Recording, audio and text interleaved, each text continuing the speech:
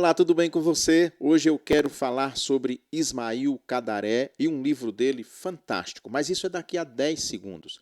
Enquanto isso, se você não é inscrito no meu canal, por favor, se inscreva, ative o sininho, dê um joinha e compartilhe. Ah, comente também, já já eu volto, fique aí.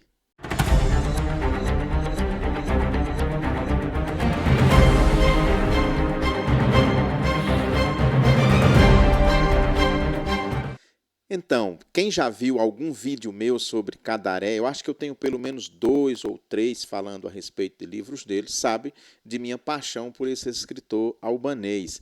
Há muitos anos, mais de 2 décadas, que todo ano eu espero ele ser agraciado com o Nobel de Literatura. E para minha tristeza, há pelo menos mais de 20 anos eu espero por isso e não tenho essa alegria. Ismail Kadaré é de uma cidade pequena no sul da Albânia, Girocasta, é uma cidade de 20 mil habitantes hoje, que é a capital do distrito. Ele já não mora mais na Albânia, ele mora na França. Para situar, a Albânia, no final da década de 40 até 1992, era um país comunista. Para você ter ideia como a Albânia era fechada, quando Khrushchev fez aquelas denúncias a respeito dos famosos crimes de Stalin, a Albânia rompeu com a antiga União Soviética e se manteve fiel ao stalinismo, ou seja, ela não aceitou como verdadeiras aquelas denúncias contra Stalin e depois então se aliou à China, mas acabou inclusive rompendo com a China já há muitos anos e ficou isolada do mundo. É o país mais pobre da Europa, sem dúvida nenhuma, e tem muito conflito. Aquela região do Kosovo, por exemplo, a cidade do Kosovo, é habitada basicamente só por albanês, mas não faz parte do território albanês. Então é uma área disputada. Ismail Kadaré viveu então na Albânia comunista. Ele viveu toda a vida literária dele, inclusive chegou a ser deputado. Em 1986, ele escreveu em 85 esse primeiro. Aqui são 2 livros, na verdade, tá bom? Na verdade, assim, uma novela e um conto. A Filha de Agamenon, um conto bem curtinho, e o sucessor, uma novela, que é um romance pequeno. Então, a gente faz aqui no Brasil usa essa divisão. Ele escreveu, então, A Filha de Agamenon e ele não podia publicar, porque ele era um regime comunista fechadíssimo. Então, ele levou para a França, propôs ao editor dele da França de guardar esses manuscritos para ele, se por acaso acontecesse alguma coisa, ele fosse preso ou fosse morto pelo regime, teria esses manuscritos salvos na França. Mas existia uma lei na Albânia que não podia sair nenhum manuscrito do país, nada. Para ele driblar a censura, ele mentiu, disse que esse livro era uma tradução de um autor da Alemanha ocidental, que era livre, liberado na Albânia. Ele teria traduzido um livro dele para o albanês, e foi assim que ele conseguiu tirar esses manuscritos da Albânia, do seu país, levou para a França. Ele mesmo traficou, porque lá não poderia publicar, né? Então, isso foi em 85. Em 86 em 85 ele escreveu, em 86 ele levou os manuscritos para a França. Depois, bem mais tarde, já em 2003, ele escreveu o segundo texto desse livro, que é o sucessor.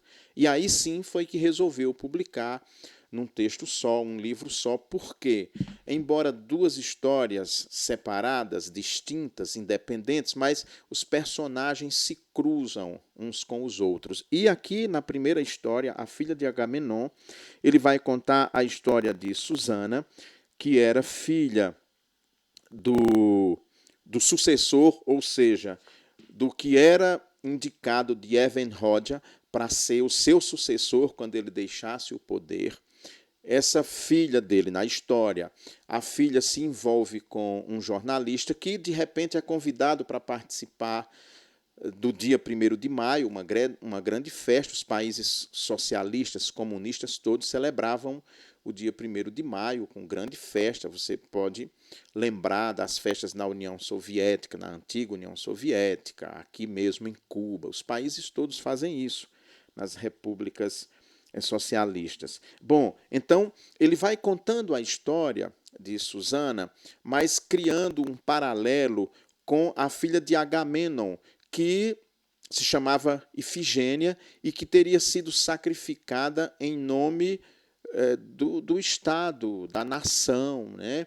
Aqui também, Susana, ela tem essa relação amorosa com esse jornalista, mas é proibida de ter essa relação amorosa com ele pela condição dele, tudo mais, e do próprio pai, que era então o sucessor, aquele que havia sido escolhido, indicado para substituir o ditador de plantão. A Albânia era uma ditadura muito rígida, muito rígida. Então, em A Filha de Agamenon, ele conta uma historinha curta, conforme eu falei para vocês.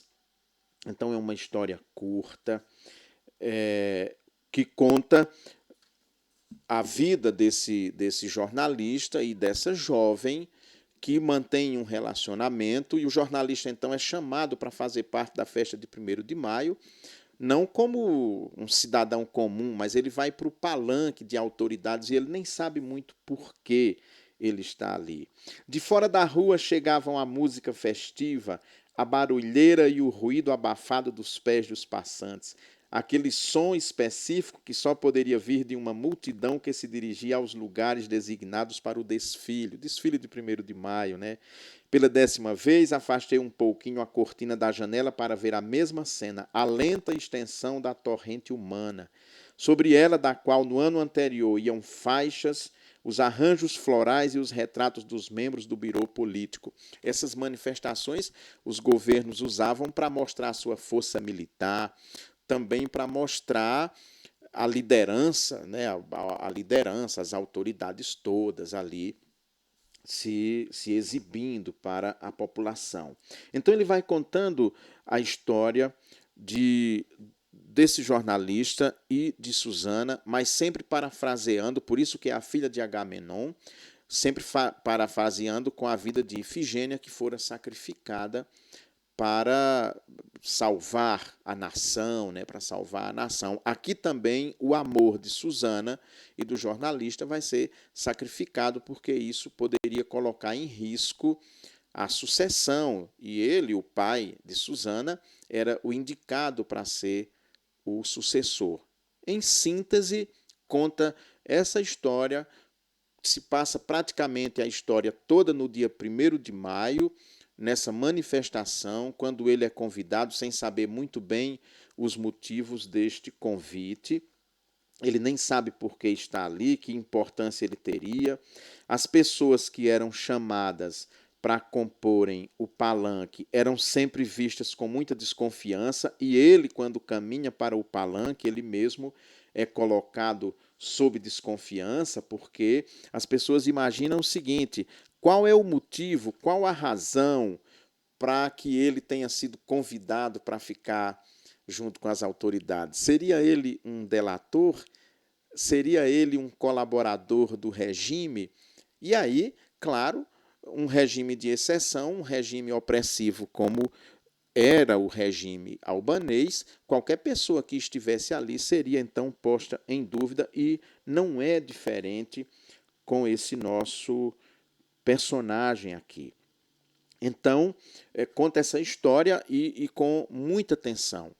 Eu quero ir para outra história, porque esse livro, na verdade, muito mais do que uma história, ele faz uma reflexão sobre regimes autoritários, sobre o poder opressivo que o Estado exerce sobre as pessoas. E Cadaré, nesse livro, ele não entra muito no mérito quanto ao regime, mas a reflexão que ele faz, e que faz todo sentido, é que toda ditadura é sempre ditadura, seja ela de esquerda ou de direita, ela vai fazer sempre muito mal, vai cometer sempre muita injustiça, e ela é sempre perniciosa. Na segunda história, que que nós temos aqui, que é o sucessor, que é o pai de Susana, da primeira história. São duas histórias independentes, se ligue aí. Duas histórias independentes. Mas ele é o pai de Susana. Ele, então, amanhece morto. Olha aqui, deixa eu ler o primeiro parágrafo para você entender. O sucessor foi achado morto em seu quarto no amanhecer do dia 14 de dezembro. Ao meio-dia, a TV albanesa transmitiu uma notícia curta. Na noite de 13 para 14 de dezembro, o sucessor matou-se com uma arma de fogo em consequência de uma crise nervosa. Na verdade, é o seguinte, houve mesmo esse pseudo-suicídio na Albânia com um sucessor, Mehmet Shehal. Ele era o indicado como sucessor de Enver Hoxha. E aí ele, de fato, amanheceu morto com um tiro, mas em condições muito nebulosas e que, de fato, nunca ficou provado mesmo se ele cometeu suicídio ou se ele foi assassinado. Essa é a história que gira aqui na segunda parte deste livro. E é muito interessante porque cada capítulo é narrado por uma pessoa diferente. O último, inclusive, é narrado pelo suicida, pelo que morreu. E há várias teses dentro do livro, se ele teria mesmo cometido suicídio, se ele teria sido morto, se ele teria entrado em desgraça. E aí tem um capítulo muito interessante, que quem escreve é o arquiteto, que o arquiteto, ele, pelo menos para a esposa dele, ele assume a autoria do crime, porque ele é chamado para fazer uma reforma na casa do sucessor, e aí o sucessor o trata com desprezo em determinado momento. Cita uma frase ali de desprezo, não a ele em particular, mas aos arquitetos de modo geral. E aí, para ele se vingar do sucessor, ele decide então fazer a mais bela casa que ele pode fazer em solo albanês. Isso como uma vingança, porque ele sabia que aquela casa, suplantando em beleza a casa de todos os membros do birô político ou de qualquer pessoa da Albânia, geraria inveja, revolta e desprezo do regime pelo sucessor, porque ousara fazer uma casa mais bonita, mais imponente, inclusive do que a do chefe político, que, na verdade, era, naquele momento, Enver Hoxha, por isso que o livro não pôde ser publicado na Albânia, quando ainda ele era vivo. Claro, essa segunda parte já foi publicada, a Albânia já não era mais comunista, é de 2003, já tinha 10 anos que a Albânia havia abandonado o regime. Mas ele, então, amanhece morto e rolam várias teses se realmente ele teria sido morto ou suicídio, como é o que passa. Então, vem tratando da autópsia, decide-se exilar a família dele na Albânia. Nos países comunistas isso rolava muito. Por exemplo, na União Soviética, os famosos gulags, ou não propriamente gulags, mas cidades que funcionavam como cidades presídio. Lembra muito o seguinte, lá no Antigo Testamento tem as cidades refúgio. Havia, no Israel antigo, havia cidades que eram chamadas de cidades refúgio, para onde os criminosos fugiam, não fugiam necessariamente, mas eles ficavam ali, estando ali eram protegidos, digamos assim, ninguém podia entrar para matar. Algo parecido havia no mundo socialista, que eram cidades para onde eram enviados pessoas que ofereciam alguma resistência ao regime. Em algumas situações, a pessoa não era presa, não era encarcerada, mas era mandada para aquela cidade e ali ficava numa espécie de prisão domiciliar. Não propriamente dentro de uma casa, ele podia circular dentro daquela cidade livremente, até trabalhar em algumas situações, mas não podia sair da cidade jamais, em condição alguma. E quem vivia ali, claro, era tratado com muito desprezo, porque era alguém que tinha discordado do regime, que oferecia alguma resistência. A família do sucessor é mandada para uma dessas cidades. A casa deles é expropriada e eles então são mandados para essa cidade. Bom, esse livro que conta essas duas histórias, a filha de Agamenon e o sucessor, na verdade, Ismail Cadaré faz nesse livro uma reflexão profunda sobre os regimes autoritários e o perigo que é para qualquer país, nação, povo, se transformar em algo dessa maneira, que é sempre muito nocivo, é sempre destruidor de liberdades, destruidor de esperanças de qualquer pessoa. É um livro muito bom. Os livros de Cadaré, basicamente todos, são parábolas, são paráfrases, são muito importantes. Tanto Abril Despedaçado, A Ponte dos Três Arcos, O General do Exército Morto, puxa vida, são muitos. O Acidente, são muitos. Alguns eu já falei aqui. Eu sou leitor assim, mesmo de Ismail Cadaré, há mais de 20 anos que eu leio. O primeiro livro que eu li dele foi o Abril Despedaçado, e a partir daí já li toda a obra dele. Esse livro aqui, toda a obra que eu tenho, né? Claro, é evidente, e que está disponível em língua portuguesa. Eu tenho um ou dois aqui em espanhol, que não está em português.